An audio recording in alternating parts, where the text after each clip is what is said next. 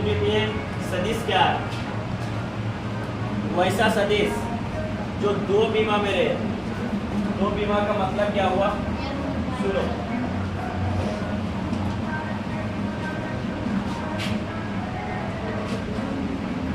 ये है, ठीक है, यदि पेज दिख रहा है ना, ये जेड है। तो वैसा गति जो द्विविमीय में रहे, या वैसा सदिश जो द्विविमा में रहे। द्विविमा का मतलब क्या हुआ? मानो कि कोई वस्तु है जो इस पॉइंट से इस पॉइंट पर गया, ठीक है, एक वस्तु है जो इस बिंदु से इस बिंदु पर गया, तो ये क्या है? द्विविमा में गया हुआ। ये कौन से विमा में गया हुआ? द्विविमा में। द्विविमा में कैसे गया हुआ? तो देखो, जब ये इधर गया तो एक्स में ये भी चला और साथ साथ वाई में भी चला। समझ में आया बात? तो ऐसे गति को हम लोग बोलते हैं द्विविमीय गति। समझ में आया? एक विमीय गति में क्या होता है? या तो एक विमा में हो, एक विमा का मतलब या तो एक्स में हो, या तो वाई में हो, या तो जेड में हो, उसको बोलते हैं एक विमीय गति। और द्विविमीय का मतलब जो या तो एक्स वाई में हो, या तो एक्स जेड में हो, या तो वाई जेड में हो। तो ऐसे गति को हम लोग बोलते हैं क्या? द्विविमीय गति। जैसे एक रूम का उदाहरण लो, समझ में आ जाएगा। जैसे मान लो ये रूम है, ठीक है, रूम के कॉर्नर पे हम खड़ा है। अगर ये एक लाइन पकड़ करके जा रहे हैं तो ये एक विमीय गति हुआ। समझ में आया बात? अगर ये एक लाइन पकड़ के जा रहे हैं तो ये एक विमीय गति हुआ। अगर यही रूम में अगर कॉर्नर गए तो कैसा गति हो गया?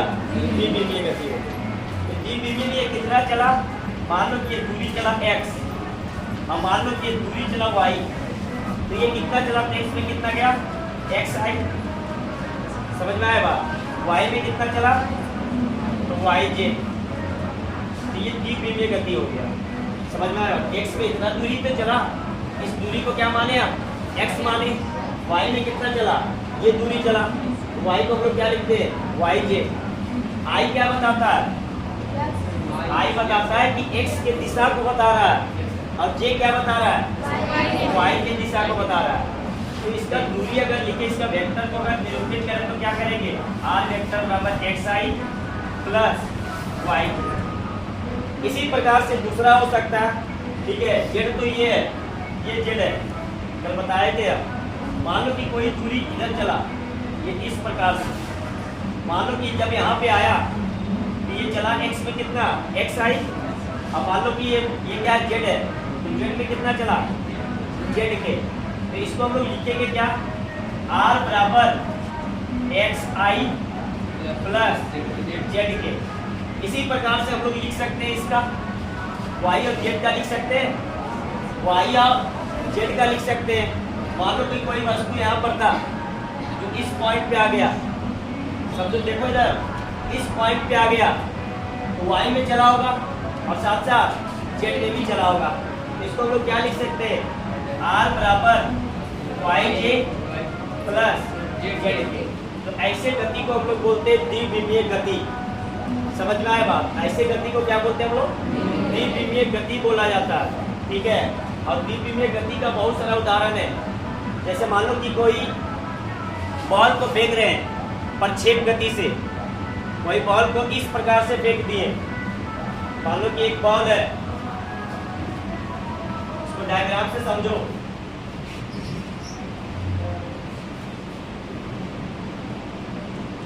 और ये है जेड। मान लो एक बॉल को इस प्रकार से फेंके, समझ में आया बात? इस बॉल को जब इस प्रकार से फेंके तो यहाँ पर जो आएगा वो द्विविमीय गति दिखाया। यहाँ पे इस बिंदु पर जो आया वो भी द्विविमीय गति है। इस बिंदु पर जब बॉल आया होगा वो भी क्या है? द्विविमीय गति है। ऐसे तो इस बिंदु पर जब आया होगा तो इसमें इतना चला और वाई में इतना चला। जब यहाँ पे आया होगा बॉल तो एक्स में इतना चला और वाई में इतना चला। जब यहाँ पे बॉल आया होगा तो एक्स में इतना चला और वाई में इतना चला। तो ऐसे गति को हम लोग क्या बोलते हैं? प्रक्षेप गति, द्विविमीय गति का। समझ में आया बात? वैसा गति जो द्विविमा में हो उसको हम लोग क्या बोलते हैं? द्विविमीय गति। या तो एक्स वाई में हो सकता है, या तो एक्स जेड में हो सकता है, या तो वाई जेड में हो सकता है। समझ में आया बात? और बहुत सारे एग्जाम्पल है, एक ही एग्जाम्पल नहीं है। आगे बहुत सारा एग्जाम्पल तुमको मिलेगा।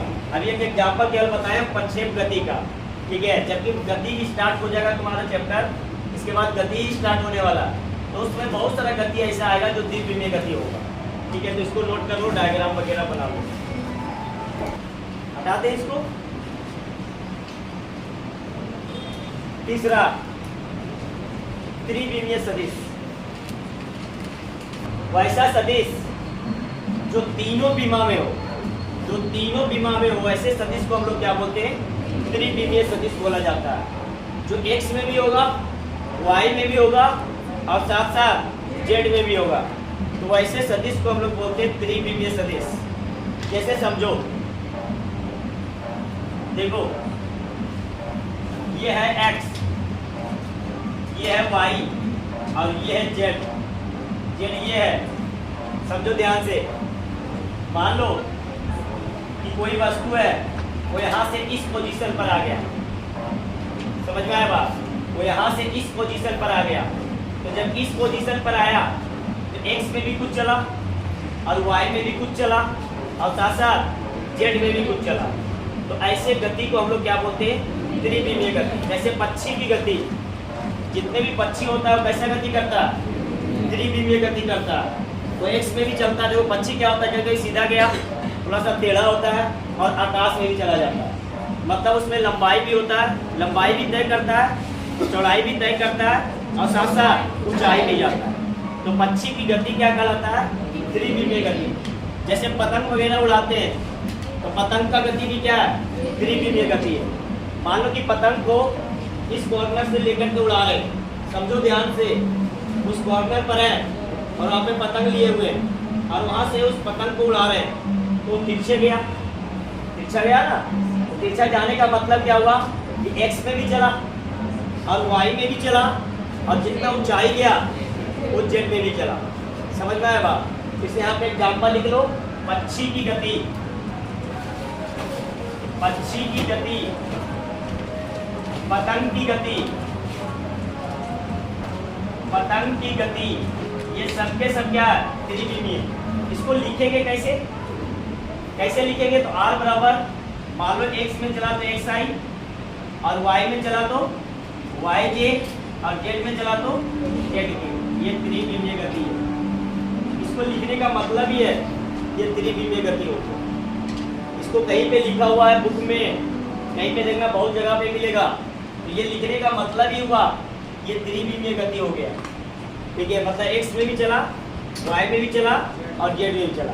अगर इसको इस प्रकार से लिखा हुआ है, r बराबर 2i plus 3j plus 4k, इसका मतलब क्या पढ़ेंगे हम लोग?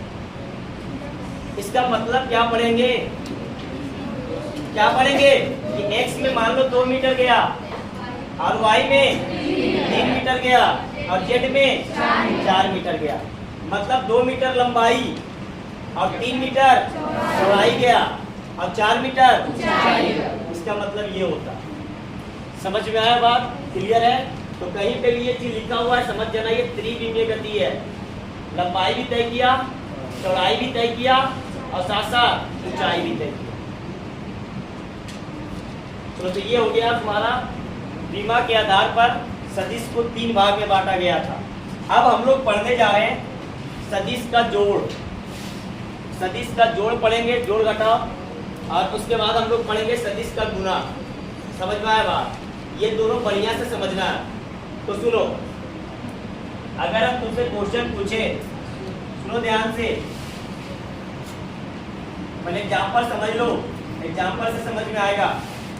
मान लो कि एक वस्तु है जिसका वजन मान लो कि 5 केजी का है।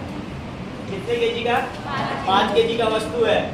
और एक दूसरा वस्तु लिए, ये मान लो कि 10 केजी का है, 10 केजी का। अब दोनों वस्तु को एक थैली में रख दिए, दोनों वस्तु को रख दिए, ये 5 केजी का भी और ये 10 केजी का भी। तो बताओ इसका कितना आएगा? रिजल्ट कितना आएगा? 10 5 15। क्यों 15 आया? क्यों 15 आया? कभी सोचा? क्योंकि ये केवल और केवल कैसी राशि है? अदिश राशि। और अदिश राशि में सिंपल क्या होता है? जोड़ होता है। तो 10 और 5 क्या हो गया? 15 के। क्योंकि द्रव्यमान एक कैसी राशि है? द्रव्यमान एक अदिश राशि है और अदिश राशि में सिंपल क्या होता है? जोड़ होता है। लेकिन अगर तुमको यही बात हम पूछे तुमसे कि बताओ एक वस्तु है, ये एक वस्तु है, इस वस्तु पे बल लग रहा 2 न्यूटन का और इस पे बल लग रहा मान लो 3 न्यूटन का बल लग रहा, तो बताओ क्या होगा? तुरंत बोलेगा सर एफ है 2 न्यूटन का लगाया और प्लस 3 न्यूटन लगाया, टोटल कितना हो गया? क्योंकि क्या है? क्यों गलत है? क्यों गलत है? क्योंकि बल कैसी राशि है? सदिश राशि में सिंपल जोड़ घटाव हम लोग कर बात समझ में आया? अदिश में सिंपल जोड़ घटाव करते हैं लेकिन सदिश में सिंपल जोड़ घटाव तो हम लोग पढ़ेंगे सदिशों का जो, तो क्या करेंगे? तो उसको करने के लिए नियम कानून बनाया गया, तो उस नियम को हम लोग को क्या करना पड़ेगा? बता दें इसको। अब सदिशों का जोड़, तो सदिशों का जोड़ जो होता है, संयोजन जो होता है वो ग्राफिक, पहले पढ़ेंगे हम लोग ग्राफिक विधि। ग्राफिक विधि का मतलब क्या हुआ कि हम लोग स्केल वगैरह लेकर के नाप करके बनाए, इस विधि को हम लोग बोलते हैं ग्राफिक विधि। और ये केवल केवल स्केल से ही बनेगा, समझ में आया बात? कैलकुलेशन करने के लिए अलग मेथड आएगा, समझ में आया बात? ये केवल और केवल तीनों विधि जो है वो स्केल ले करके बनेगा तब रिजल्ट आएगा, समझ में आया बात? ये तीनों विधि लिखो एक एक करके। ग्राफिक का मतलब क्या हुआ कि नाप करके हम लोग को बनाना, स्केल ले करके करेंगे तभी तीनों नियम लगेगा। डायरेक्ट बोलेगा कि सर 3 + 2 = 5 नहीं, गलत हो जाएगा। उसके लिए आएगा कैलकुलेशन, मैथमेटिक्स कैलकुलेशन करने के लिए आएगा फॉर्मूला, ठीक है? इसको भी स्केल से, स्केल विधि इसको बोलते हैं हम लोग। चलो तो पहला हम लोग पढ़ रहे हैं सदिश योग का त्रिभुज नियम। सदिश योग का त्रिभुज नियम, इसके बारे में थोड़ा लिख देते हैं हम।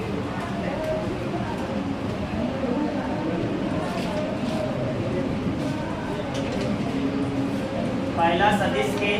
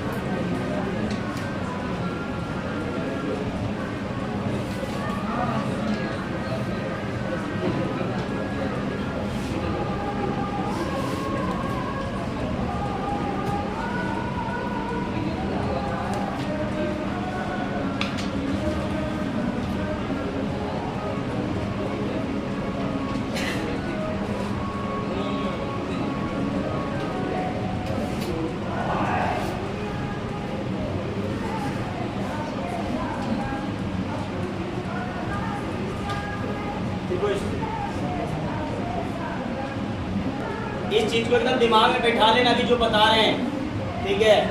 तो वेक्टर में हरदम काम देगा। 2 सदिश है मान लो, एक सदिश है P और एक सदिश है मान लो Q।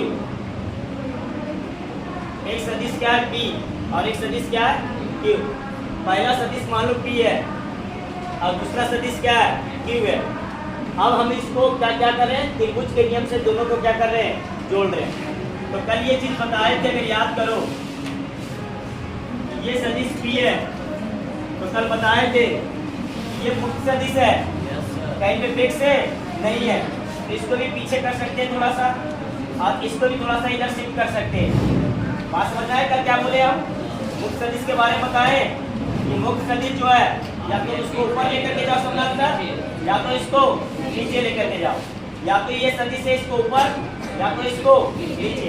इसको थोड़ा सा नीचे किए और इसको थोड़ा सा इधर शिफ्ट कर दिए, तो बताओ पहला सदिश का ये क्या है? पहला सदिश का ये क्या है? सिर। पहला सदिश का ये क्या है? सिर है। तो पहला सदिश के सिर पर दूसरे सदिश को क्या रखा जाता है? पूछ को रखा जाता है। तो दूसरे सदिश के क्या रख दिए हम लोग? पूछ रख दिए। ये क्या बन गया? क्यू। ये क्या है? क्यू। और ये उसके बाद देखो, पहला सदिश का जो पूछ है और दूसरे सदिश का जो सिर है, इन दोनों को जो मिलाएंगे ये इसका क्या बताएगा? परिमाण को बताएगा। ये इसके क्या बताएगा? परिमाण। तो याद रखो, पहला सदिश के सिर पर दूसरे सदिश के पूछ को रखा जाता है। रूल याद करो, पहला सदिश के सिर पर दूसरे सदिश के पूछ को रखा जाता है। तो परिणामी सदिश जो है वो पहला सदिश के पूछ से दूसरे सदिश के सिर तक बताता है। और ये आर जो होगा वो टी प्लस ई पे क्या होगा? बराबर होगा। समझ में आया बात? अब देखो, एक स्केल लिए, मान लो कि ये 5 सेंटीमीटर का, कितना? 5 सेंटीमीटर का, और ये मान लो कि 6 सेंटीमीटर का। इसको किस कोण से रखेंगे? बात समझ में आया? इसको किस कोण से रखेंगे? कोण चेंज होगा, इसका मान भी क्या होगा? चेंज हो जाएगा। मान लो इसको इधर रख दिए, तो ये जो मान आएगा वो कम आएगा। इसको थोड़ा और बढ़ा दिए, इसका मान क्या होगा? ज्यादा आएगा। तो ये कहलाता है तुम्हारा ग्राफिक विधि, जो कि केवल और केवल किससे होगा? स्केल लेकर के होगा। बात समझ में आया? ये बिना स्केल का ये गलत हो जाएगा। स्केल लेकर के 5 सेंटीमीटर ये लो, और स्केल लेकर के मान लो ये जितना लेना उतना लो। अगर इसका कोण चेंज करेंगे, इसका कोण चेंज करेंगे, तो ये मान भी क्या होगा? समझ में आया बात? तो ये ग्राफिक विधि है, केवल और केवल किससे करते हैं? स्केल। कोण क्यों बोल रहे हैं? कल हम बताए थे, इसको भी शिफ्ट कर सकते हैं हम लोग। इसको भी क्या कर सकते हैं? आगे पीछे शिफ्ट कर सकते हैं। जब पी को आगे कर दिए तो कुछ कोण बनेगा। किसके किसके बीच में? पी और क्यू के बीच में कुछ कोण बनेगा। क्या बात समझ में आ गया? तो ये सदिश समझ में आया, क्योंकि कैसा विधि है? ग्राफिक विधि। त्रिभुज के त्रिभुज नियम क्यों बोलते हैं? क्योंकि क्या बनता है? ये त्रिभुज बनता है। समझ में आया बात? तो याद करो, पहले सदिश के, बोलते जाओ, पहले सदिश के सिर पे, दूसरे सदिश के पूछ में रखा जाता है। पहले सदिश के पूछ से दूसरे सदिश के सिर तक जाता है। तो ये जो देता है परिणामी सदिश देता है। ये केवल और केवल ग्राफिक विधि है। ग्राफ से हम लोग नोट करें। हम क्या बोलेंगे? सुनो ध्यान से कि अगर कोण का मान थोड़ा इधर लिए तो आर का मान जो आएगा कम आएगा। कोण का मान थोड़ा और आगे कर दिए तो आर का मान क्या हो जाएगा? ज्यादा हो जाएगा। तो उसमें बताना पड़ेगा, जहाँ पे हम लोग जोड़ेंगे ना, तो बताना पड़ेगा ये कोण कितना 30 डिग्री पे रखे हैं या 60 डिग्री पे रखे हैं, तब आर का मान निकल करके आएगा।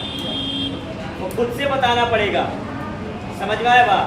ये थ्योरी ज़्यादा लगता नहीं है, ये केवल और केवल ग्राफिक विधि है। जैसे मान लो कि तुम बस पे चल रहा है और तुमको 2 सदिश दे दिया। एक सदिश दे दिया तुमको पी, मान लो दे दिया 5 सेंटीमीटर, और क्यू दे दिया मान लो 8 सेंटीमीटर, और तुमको बोला स्केल भी दे दिया, और तुमको बोल दिया परिणामी सदिश निकालो। तो तुम परिणामी सदिश तो बता देगा, लेकिन ये कोण भी बताना पड़ेगा कि इतना कोण पे हम रखे हैं, तब जाकर के आर का मान कितना आया। क्या क्वेश्चन इससे नहीं आता है, ये पढ़ना केवल थ्योरी है। समझ में आया? क्वेश्चन आगे से आएगा। मेन फॉर्मूला जो होता है बाबू, ये फॉर्मूला मेन पढ़ना है। ये केवल पढ़ना है बस। सिलेबस में डाल दिया P square plus Q square plus 2pq cos थीटा। ये फॉर्मूला लाएंगे यहाँ, इसका यूज होता है पूरा का पूरा जोड़। ये ग्राफिक विधि है, इसलिए तो बोल रहे हैं हरदम स्केल लेकर के बैठे हुए थोड़ी रहेंगे कि कितना कोण पर रखे, कितना आया परिमाण। बात समझो क्या बोल रहे हैं? हरदम तुमको कोण बताना पड़ेगा जोड़ने के लिए। कितना कोण पर रखे, 30 डिग्री पर रखे तो आर का मान इतना आ रहा, 60 डिग्री पे रखे तो आर का मान इतना आ रहा। हरदम तुम डिग्री चेंज करेगा और आर का मान क्या होगा? चेंज होगा चलेगा। क्या बात समझ में आया? तो ये विधि उतना कारगर विधि नहीं है, वो उतना विधि सफल विधि ये है ही नहीं, क्योंकि हरदम तुमको स्केल देगा तभी तो बता सकता है। बात समझ में आया? इंच वगैरह मिलेगा तभी तो तुम बताएगा कि 30 डिग्री पे रखे तो आर का मान इतना आया, 60 डिग्री पे रखे तो आर का मान इतना आया। तो इसके लिए एक जनरल फॉर्मूला बनाया गया, जो ये फॉर्मूला वो सबके लिए एप्लीकेबल है। तुमको स्केल उसके नहीं भी मिलेगा तो भी तुरंत बता देगा कि आर का मान कितना है। तो ये फायदा समझ में आया बात? ये विधि कंप्लीट हो गया। याद करना है क्या? याद करना है कि पहला के सिर पे क्या रखना है? दूसरे के पूछ, और पहला के पूछ से नीचे के सेट तक जो बताएगा वो क्या बताएगा, परिमाण। लेकिन इसमें कोण को बताना पड़ेगा कि ये कोण कितना 30 डिग्री पे लिए या 60 डिग्री पे लिए, कितना डिग्री पे लिए। समझ में आया बात? क्योंकि अगर डिग्री बढ़ाएंगे, देखो इधर, अगर डिग्री को बढ़ा के इधर झुका दिए तो ये बढ़ेगा कि नहीं बढ़ेगा, अगर इसको इधर कर दिए तो ये मान छोटा आता है। तो इसलिए डिग्री बताना पड़ता है, जो कि बहुत इम्पॉसिबल है। तुमको स्केल दे देगा, सब चीज देगा, तब आर का नाम मान निकालेगा। बात समझना है कि इसके लिए मैथमेटिक्स भी दिया है। हटा दे। दूसरा विधि, सदिशों के संयोजन का समानांतर चतुर्भुज का नियम।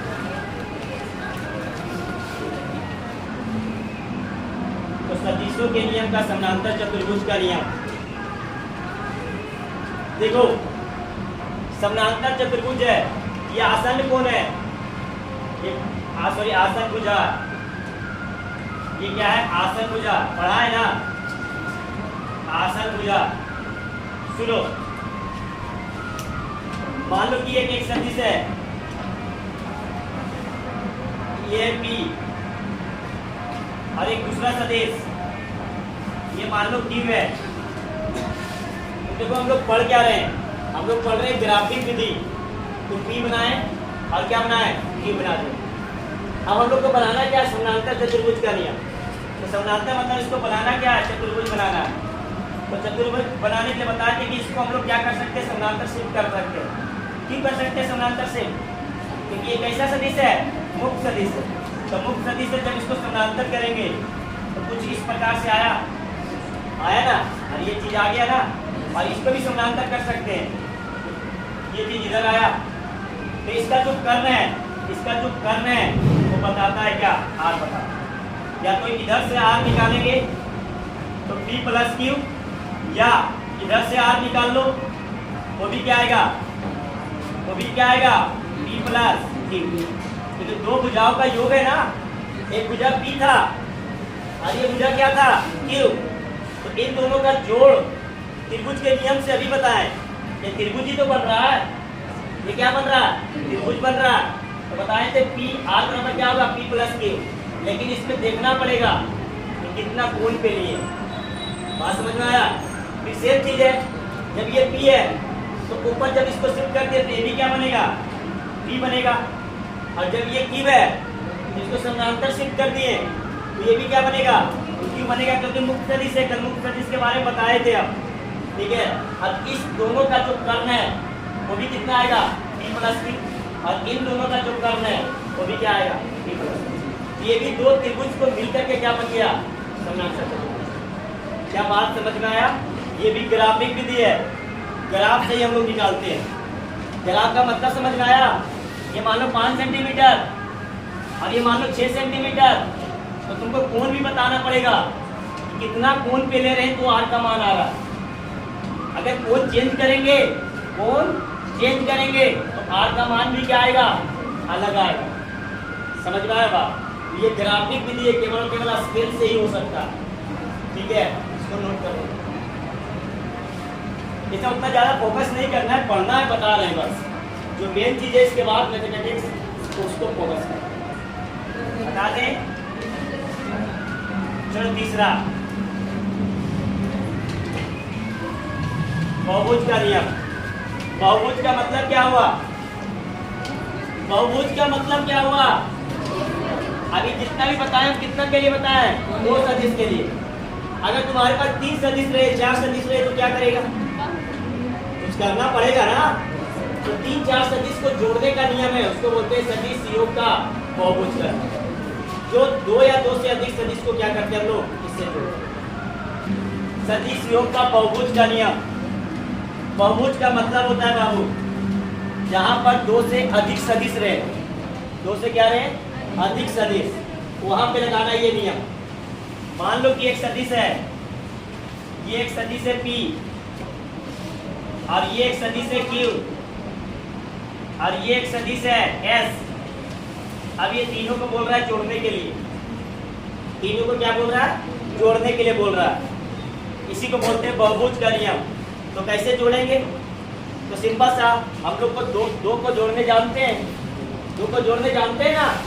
2 को कैसे जोड़ते हैं, कैसे, तो पहला का हेड पर टेल था ये, तो दोनों को जोड़ दिए थे। याद करो क्या लिखे थे इसको, आर बराबर पी प्लस क्यू, लेकिन कौन देखना पड़ता, आर बराबर पी प्लस क्यू। दो को जोड़ने के लिए जानते हैं, तीन को जोड़ने के लिए नहीं जानते, तो दो मिलकर के एक बन गया, दो मिलकर के एक बना, ठीक है। अब एक और एक कितना हो गया, दो ही तो बचा, तो इन दोनों को जोड़ देंगे फिर से यहाँ से लेकर के यहाँ तक, तो ये क्या आ जाएगा, ये मिला P प्लस Q, तो किसके साथ जुटेगा, S के साथ, तो ये R बराबर आ जाएगा क्या, P plus Q plus S। इसको बोलते हैं हम लोग क्या, बहुभुज का। क्या बात समझ में आया।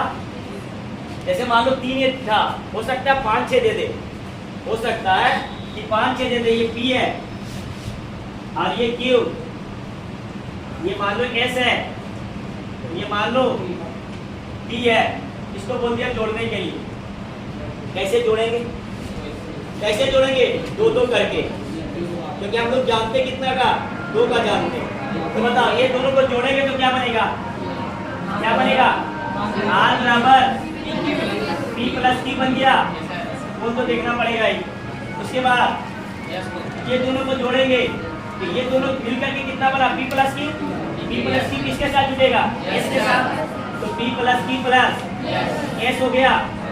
अब बताओ इसको जोड़ेंगे किसके साथ, P के साथ, तो ये क्या बन जाएगा, P plus Q plus S plus P। तो ये होता है बहुभुज का नियम, दो दो करके जोड़ते जाओ। समझ में आ गया बात, क्लियर है, ये होता है बहुभुज का नियम।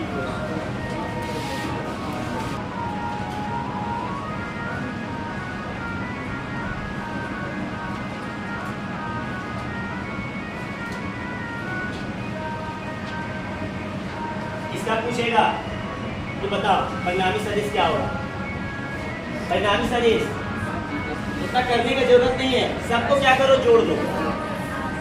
ये पहला सदिश का पूछ से और लास्ट सदिश का टेल तक बताए थे ना। पहला सदिश के सीट पे रखना है, दूसरा सदिश का पूछ, और परिणामी सदिश जो रहता है पहला सदिश के पूछ से, और जो अंतिम सदिश रहेगा उसको कहाँ तक जाना है, सीट तक। तो पहला सदिश का पूछ और अंतिम सदिश का क्या हो गया, सीट हो गया। ये R किसके बराबर होगा, सबको जोड़ दो, सबको क्या करो, जोड़ दो, तो क्या जुटेगा, P plus Q plus R plus S plus S है, फिर कर दो, क्या होगा, सबको जोड़ो। इतना करने के बताए हम ना, तो आप 2 को पहले जोड़ो, फिर 2 को मिलकर के 1 बनेगा, फिर इसको इसके साथ जोड़ो, डायरेक्ट ये देखो रिजल्ट क्या आया, यहाँ देखो R बराबर P Q S, यहाँ पे रिजल्ट क्या आया, P Q S T आया कि नहीं। यहाँ पे भी क्या करना है, P Q R S T सबको जोड़ दो, ये तुम्हारा आ गया क्या, सदिश योग का बहुभुज। क्लियर है, समझ में आ गया। चलो अब हम लोग ये ग्राफिक विधि से काम नहीं चलता, क्योंकि हर तक ग्राफिक विधि नहीं लगा सकते हैं, तो इसके लिए आता है गणितीय विधि। समझ में आया बात, बता दें इसको, लिखा गया, इसके लिए क्या आता है, गणितीय विधि। हेडिंग डालो, वेरी वेरी इंपॉर्टेंट, पूरा फिजिक्स में यूज होगा गणितीय विधि, मैथमेटिकल मेथड। अब इसके लिए स्केल वगैरह की जरूरत नहीं पड़ेगा। क्यों जरूरत पड़ा गणितीय विधि का, क्योंकि स्केल हरदम थोड़ी रहता है, स्केल हरदम पास में लेकर के चलते हैं क्या, नहीं ना। उसके लिए अगर तुमको कहीं पे मान लो गाड़ी पे जा रहा है या ट्रेन पे जा रहा है या कहीं पे भी जा रहा है, तुमको डायरेक्ट दे दिया कि P मान लो कि 2 सेंटीमीटर है और Q मान लो 3 सेंटीमीटर है, और थीटा बता दिया तुमको, तो डायरेक्ट हम लोग इससे निकाल सकते हैं। समझ में आया बात, इसको बढ़िया समझना है। मान लो कि एक सदिश है, ये क्या है P, और एक दूसरा सदिश ये क्या है Q। इसको क्या करते हैं, त्रिभुज के नियम से भी बताएं कि इसके टेल को क्या करते हैं, सीट के साथ मिला दिए, ये बन गया क्या, R बन गया, बन गया। अब ये कोण मान लिए, ये कोण जो है वो अल्फा कोण है, कौन सा कोण है, अल्फा कोण है। और ये जो सदिश है, इस सदिश को आगे हम बढ़ा सकते हैं। बात समझ में आया? कल बताए थे ना, इसको या तो आगे लेके जाओ, या तो पीछे, या तो ऊपर, या तो नीचे। इसको आगे बढ़ा दिए और यहाँ से एक लंबवत रेखा खींच दिए। खिंचा गया, कोई दिक्कत नहीं ना। अब मान लो ये P और ये Q के बीच में कोण कितना है? थीटा कोण है। कितना कोण है? थीटा कोण है। अब हमको निकालना क्या है? हमको निकालना है ये R। समझ में आया बात? क्या निकालना है? R निकालना है। तो R निकालने के लिए हम लोग नाम देना पड़ेगा। इसको नाम दे दिए A, इसका नाम दे दिए B, और इसका नाम दे दिए C, और इसका नाम दे दिए D। क्लियर है? पाइथागोरस थ्योरम लगा दें कि ये पूरा का पूरा 90 डिग्री बन रहा है।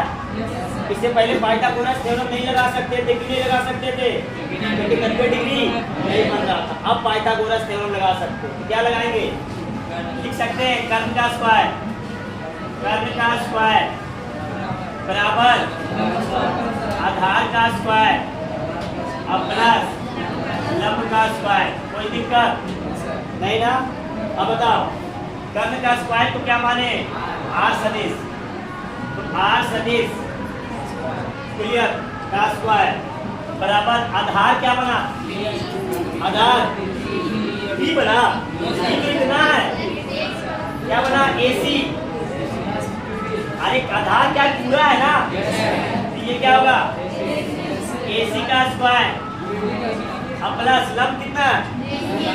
लंब कितना है? BC। तो ये BC का स्क्वायर लिख दिए। कोई दिक्कत? कोई दिक्कत यहाँ पे नहीं ना? अब बताओ, ये जो AC है, इस AC को हम लोग क्या लिख सकते हैं? इस AC को क्या लिख सकते हैं? AD प्लस DC लिख सकते हैं। अरे ये मान लो 10 सेंटीमीटर है, ये 8 और ये 2, तो 8 और 2 मीटर के कितना बनेगा? 10 नहीं बनेगा। तो इस AC को हम लोग क्या लिख सकते हैं? AD प्लस DC का होल स्क्वायर लिख सकते हैं। कोई दिक्कत? और ये BC का तो BC ही लिख सकते हैं। तो ये क्या है? BC का स्क्वायर। क्लियर? कोई दिक्कत यहाँ तक? किसी कोई दिक्कत है यहाँ पे नहीं ना? अब बताओ, इसको लिख सकते हैं हम लोग, इसको हम लोग लिख सकते हैं A प्लस B का होल स्क्वायर। इसको तोड़ दें, A स्क्वायर मतलब AD का स्क्वायर प्लस BC का स्क्वायर प्लस 2 AD और क्या? BC लिख दिए। अब प्लस क्या? BC का स्क्वायर। क्लियर? कोई दिक्कत यहाँ तक? मैथ्स यूज कर रहे हैं, कोई अलग चीज नहीं है बाबू। समझ में आया बात? अब बताओ, इधर देखो, इधर DC दिखा, दिखे DC और BC दिखा। थोड़ा सा डायग्राम को छोटा कर देते हैं।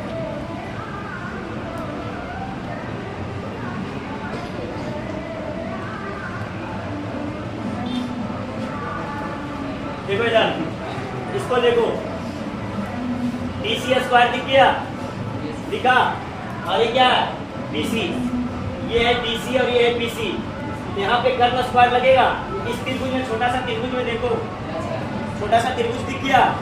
छोटा सा त्रिभुज को हम लोग क्या लिख सकते हैं? देखो तो, BD का स्क्वायर बराबर लिख सकते हैं DC का स्क्वायर और प्लस BC का स्क्वायर लिख सकते हैं।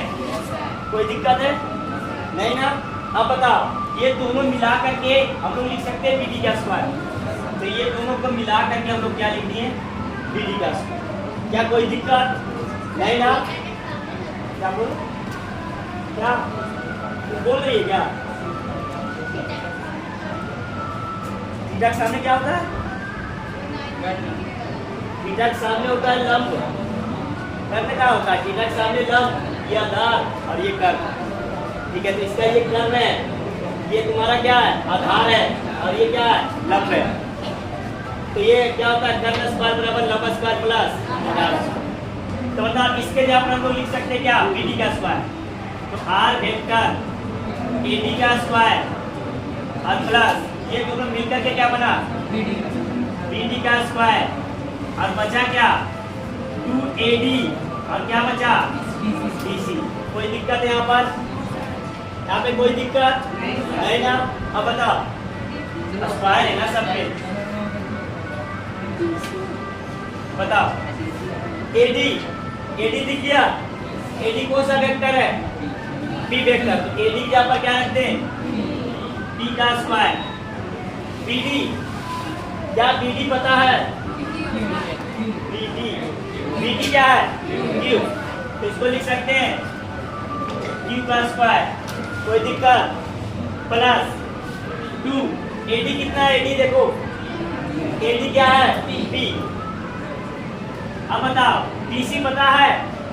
अरे DC पता है, DC तो पता ही नहीं है। ये वेक्टर पता था, ये वेक्टर पता था, ये DC पता नहीं है। तो DC हम लोग पता करेंगे। अब हम जानते हैं कि किसी भी त्रिभुज में अगर कोण दिया हुआ रहे और कर्ण दिया हुआ रहे और अगर आधार निकालना है तो हम लोग फॉर्मूला यूज करते हैं cos थीटा। अरे बताया गया होगा मैथ्स में, अगर एक त्रिभुज है और त्रिभुज का एक कोण दिया हुआ है और त्रिभुज का कर्ण दिया हुआ है और अगर आधार निकालना है तो हम लोग यूज करते हैं cos थीटा, और अगर लंब निकालना रहता है तो हम लोग यूज करते हैं sin थीटा। क्या याद है? तो बताओ cos थीटा बराबर क्या लिख सकते हैं? cos थीटा बराबर थीटा के सामने होगा ये लंब है बाबू, और ये आधार है, और ये क्या है? कर्ण। तो cos थीटा बराबर होता है आधार बाई कर्ण होता है। आधार बाई क्या होता है? कर्ण। आधार कितना है? आधार क्या है? BC। अब कर्ण क्या है? पता है, इसको लिख सकते हैं Q। क्लियर? तो DC बराबर क्या लिखते हैं? Q cos थीटा लिखते हैं। DC बराबर क्या हो गया? Q cos theta. तो BC बराबर क्या रखते हैं? Q cos theta. तो R बराबर निकल करके आया, स्क्वायर में इधर आएगा क्या? रूट। तो R बराबर root under P square plus Q square plus 2PQ cos theta. और ये फॉर्मूला सबके लिए क्या है? एप्लीकेबल है। अब प्रूव करने का कोई जरूरत नहीं है, केवल ये फॉर्मूला बढ़िया से याद रखना। इस फॉर्मूला का यूज कैसे होगा वो चीज आप बता दें, ठीक है? चलो नोट करो पहले, फिर एक बार बता दें। बड़ा करने के हो जाएगा, हो जाएगा। इससे पहले दिक्कत क्या था? इससे पहले दिक्कत ये था कि हम लोग स्केल लेकर के काम कर रहे थे। तो हरदम स्केल लेकर के काम थोड़ी चलेगा। तुमको अचानक से कोई पूछ दिया कि कोई दो सदिश है, मान लो 5 सेंटीमीटर 10 सेंटीमीटर, और दोनों सदिश के बीच में कोण बना रहा है मान लो 30 डिग्री। डायरेक्ट फॉर्मूला लगा करके हम लोग क्या कर सकते हैं? निकाल सकते हैं। समझ में आया बात? थीटा दे दिया, दो सदिश दे दिया, आराम से हम फॉर्मूला लगा करके क्या कर सकते हैं? निकाल सकते हैं। कोई दिक्कत ही नहीं, कोई परेशानी नहीं। लेकिन इससे पहले परेशानी था कि स्केल ले रहे थे, नाप रहे थे, 5 सेंटीमीटर गया, 6 सेंटीमीटर गया, कितना कोण पर रखे, उसके बाद मिला करके हम लोग पता कर रहे थे। इसमें वैसा कुछ नहीं है, ठीक है? इसमें डायरेक्ट हम लोग को थीटा पता रहेगा। थीटा किसके किसके बीच का कोण है? P और Q के बीच का कोण है, ठीक है? कैसे निकालें? तो सबसे पहले ये दो सदिश लिए, एक सदिश P और एक सदिश Q। ये त्रिभुज जो बन रहा था, इस त्रिभुज में हम लोग पाइथागोरस थ्योरम नहीं लगा सकते थे। क्यों नहीं लगा सकते थे? क्योंकि ये कोण 90 डिग्री का नहीं बन रहा था। इसको 90 डिग्री का बनाने के लिए हम लोग क्या किए? इस सदिश को थोड़ा आगे कर दिए और यहाँ से एक लंबवत रेखा को खींच दिए। इस सदिश को थोड़ा आगे कर करके लंबवत रेखा को क्या किए? खींच दिए। तो बताओ ये कोण मान लिया कितना? थीटा कोण। थीटा कोण किसके किसके बीच का है? P और Q के बीच का। समझ में आया बात? किसके किसके बीच का? P और Q के बीच का। तो पाइथागोरस थ्योरम से कर्ण स्क्वायर बराबर लंब स्क्वायर प्लस आधार स्क्वायर। कर्ण स्क्वायर को क्या माने? R square. आधार कितना है? AC, AC का स्क्वायर। और बताओ लंब कितना है? लंब है तुम्हारा BC का स्क्वायर। अब बताओ AC ये पूरा है ना? AC ये पूरा है। हम लोग को पता है इतना, केवल इस सदिश को क्या पता है? P। तो हम लोग लिख सकते हैं AC को क्या लिख सकते हैं? AC को लिख सकते हैं AD प्लस BC, तो AC को लिखे क्या AD प्लस BC, ये स्क्वायर है तो ये भी स्क्वायर, अब प्लस ये BC पे अकेले है तो ये BC का। अब इसको तोड़ दिए A प्लस B का होल स्क्वायर में, तो A square plus B square plus AB लिखते हैं ना, तो A क्या है AD और B क्या है BC, और ये BC का BC स्क्वायर। अब इसको ध्यान से देखो, एक त्रिभुज इधर भी है, एक त्रिभुज इधर भी है, तो ये त्रिभुज जो है क्या है, ये कर्ण है इसका, ये क्या है इसका कर्ण, और ये क्या है आधार, और ये क्या है लंब है। इसको लिख सकते हैं कर्ण स्क्वायर बराबर आधार स्क्वायर प्लस लंब स्क्वायर, लिख दिए। आप बताओ BC स्क्वायर और BC स्क्वायर को हम लोग क्या लिख सकते हैं BD स्क्वायर, तो BC स्क्वायर ये है और ये क्या है BC स्क्वायर, ये दोनों को मिला करके क्या लिखती है BD स्क्वायर प्लस 2 का 2। अब बताओ AD कितना है, AD की जगह पर हम लोग क्या लिख सकते हैं P, AD की जगह पर क्या लिखे P, लेकिन हम लोग को DC पता नहीं था, ये पता नहीं था, हम लोग कैसे निकालेंगे, तो हम लोग निकालेंगे सिंपल सा बात है, ये DC इस त्रिभुज का भाग है, ये DC इस त्रिभुज का भाग है कि नहीं। अब बताओ कि जब किसी भी त्रिभुज में एक कोण दिया हुआ रहता है, कर्व दिया हुआ रहता है और आधार बोलता है निकालने के लिए, तो हम लोग क्या यूज करते हैं cos थीटा। अगर इसी त्रिभुज में कर्व दिया हुआ रहता, कोण दिया हुआ रहता, अगर बोलता लंब निकालने के लिए तो कौन सा फॉर्मूला निकालते हैं sin थीटा। ये मैथ्स में पढ़ा हुआ तुम सबको बताया गया होगा। तो बताओ cos थीटा बराबर क्या होता है आधार बाई, तो इसका आधार क्या बना DC और इसका कर्व क्या है Q, तो DC बराबर क्या आ गया Q cos थीटा, तो DC यहाँ पर रख दिए क्या Q cos थीटा, तो ये बन गया R बराबर root under P square plus Q square plus 2PQ cos theta. क्या बात समझ में आया, कोई दिक्कत यहाँ पर नहीं ना। अब हम लोग बात करेंगे, सुनो P समझ में आ गया, P क्या है, P क्या है एक सदिश है, Q क्या है दूसरा सदिश, थीटा क्या है दोनों के बीच का कोण, P और Q के बीच का कोण क्या है थीटा, तो थीटा के बारे में लिख लो, थीटा थीटा P और Q के, P और Q के बीच का कोण होता है, बीच का कोण होता है।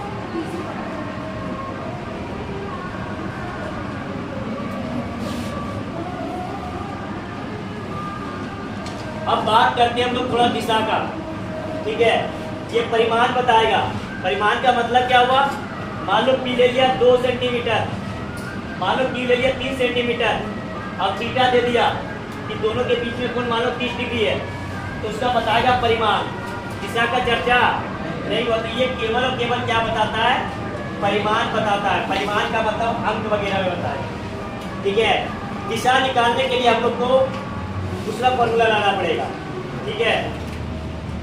चलो कुछ डायग्राम को पाते हैं, देखो अब ये क्या था, ये क्या था P, ये क्या था Q और ये क्या था, ये था R, और इस कोण को क्या बोले थे अल्फा, बोले थे ना, क्या बोले थे अल्फा।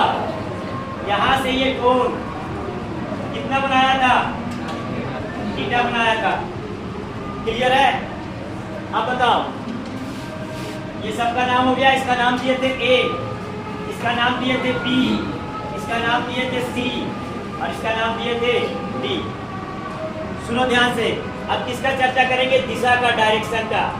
परिमाण निकालने के लिए आ गया दिशा डायरेक्शन। जैसे सदिश का, सदिश में दो चीज होता है, एक सदिश होता है परिमाण और दिशा, और एक सदिश का नियम, सदिश का नियम आ चुका है P square plus Q square plus 2PQ cos theta क्या था सदिश का नियम। समझ में आया बात, क्लियर है। दिशा निकालने के लिए ये अल्फा दिख रहा है, ये अल्फा जो है वो उसकी दिशा बताता है, अल्फा क्या बताएगा दिशा। तो यहाँ पर लिख सकते हैं, देखो तो tan अल्फा बराबर tan थीटा बराबर क्या होता है, पूरा का पूरा त्रिभुज मान लिए, तो पूरा त्रिभुज में ये क्या हुआ लंब, और ये क्या हुआ आधार। बात समझ में आया क्या बोले? इस पूरा त्रिभुज में देखो, इस पूरा त्रिभुज में ये पूरा त्रिभुज का ये अल्फा है, तो बताओ tan थीटा बराबर क्या होता है? लंब बाई आधार। तो लंब क्या होगा? BC, और आधार क्या होगा? आधार होगा क्या? AC। कोई दिक्कत है यहाँ पर? नहीं ना? अरे tan अल्फा, ये पूरा का पूरा त्रिभुज बना, थीटा के सामने लंब होता है, तो ये इसका लंब और ये इसका क्या? आधार। तो लंब क्या है? BC, और आधार क्या है? AC। अब इसको लिख सकते हैं, देखो तो tan अल्फा बराबर BC बाई AC को क्या लिख सकते हैं हम लोग? AD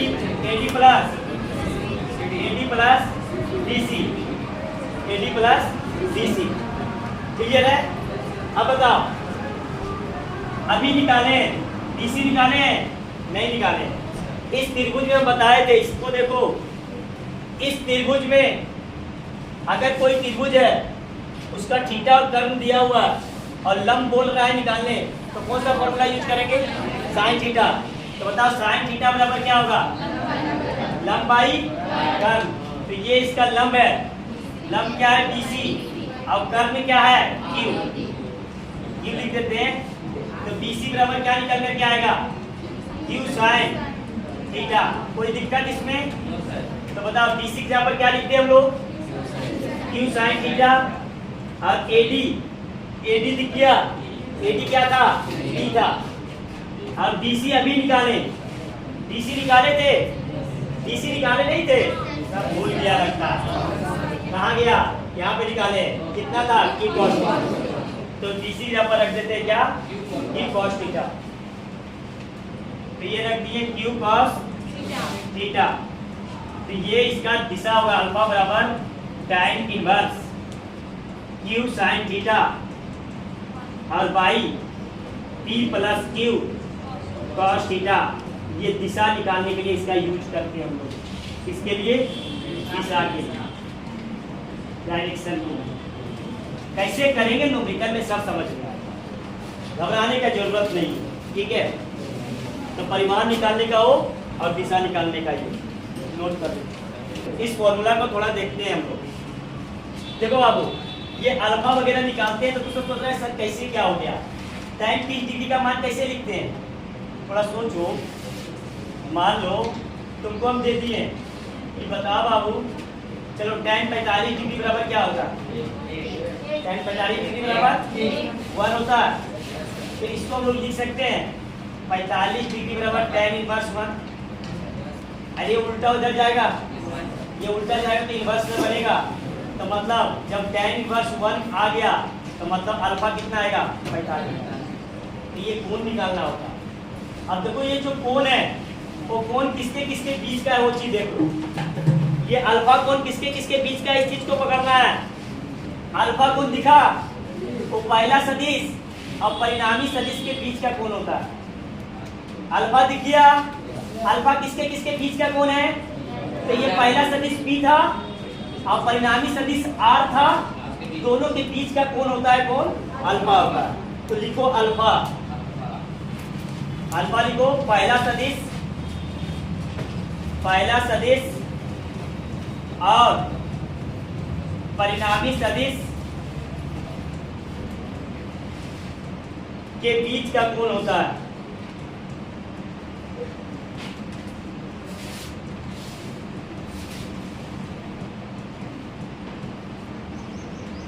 मान लो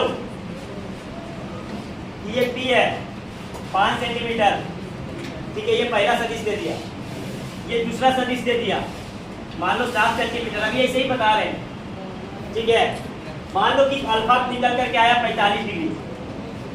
कितना निकल करके आया? 45 डिग्री। मान लो कि अल्फा आ गया 45 डिग्री। अब इसको दिशा लिखना है तो कैसे लिखे? तो इसको हम लोग लिखेंगे tan 45 डिग्री। अब मान लो फॉर्मूला नहीं याद है, फॉर्मूला याद ही नहीं है, तो ये इसको छोड़ देना है, पहला सदिश को छोड़ देना है। दूसरा सदिश क्या होता है? Q। दूसरा सदिश क्या होता है? Q। इसको साइन थीटा के साथ, Q कितना है? 7, और साइन थीटा, थीटा का जो भी कोण दिया हुआ रहेगा, थीटा का जो भी कोण दिया हुआ रहेगा साइन थीटा यहाँ पे लिख देना। और बाई जो पहला सदिश है इसको सिंगल लिख देना है 5, अब प्लस क्यू को किसके साथ लिखना है, cos थीटा। क्या ये बात समझ में आए? तो ये जिसके साथ कोण बनाता है वो क्या रहता है, सिंगल रहता है। अब बाकी जो दूसरा सदिश है वो थीटा के साथ है। तो याद करने का तरीका रखना, समझ में आया कि नहीं? ऐसे ही याद रख लेना। tan यहाँ पे याद रखना, tan अल्फा बराबर q sin theta by p plus q cos theta.